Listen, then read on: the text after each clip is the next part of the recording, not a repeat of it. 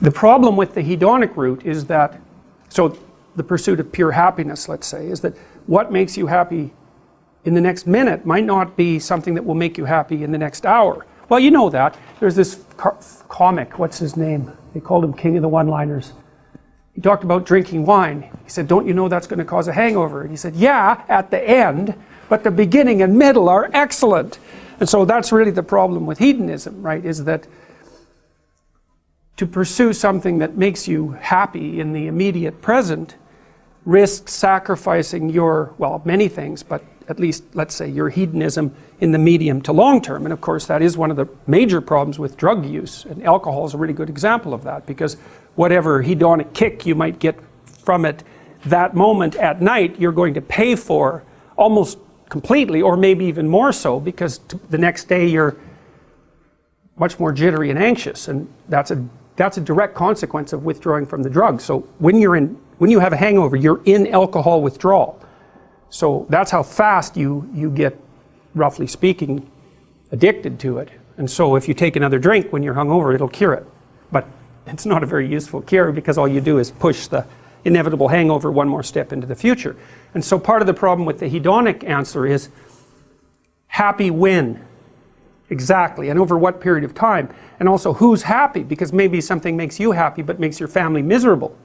Now, you could say, well, I don't care, but you do care if you have to live with your family, because they're going to take it out on you. So the impulsive hedonism, which is also fostered, say, by a positive emotion, it tends to put people into a state of the pursuit of short-term hedonism. It's not a good long-term or medium to long-term solution. I actually think that's why people evolved conscientiousness, right? Because conscientiousness is not happy. Conscientious people aren't conscientious because it makes them happy.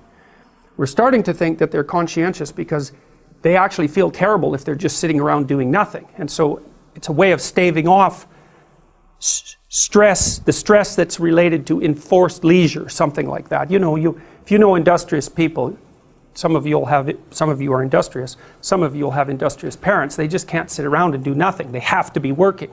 They don't feel good unless they're working. So one thing about conscientiousness is that it involves continual sacrifice, right? You're doing difficult things in the present, hypothetically, to make the future better. But that's not driven by hedonism by any stretch of the imagination. And conscientiousness is actually a pretty good predictor of long-term life success in stable societies. Because there's also no point in being conscientious and saving things up and storing things if a bunch of thugs are going to just come in randomly and take it all away.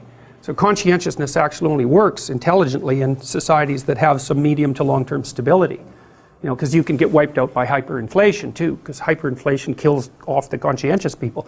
The people who accrue debts are thrilled when hyperinflation kicks in because it wipes out their debts. But of course those debts are the things they owe to people who were conscientious enough to save.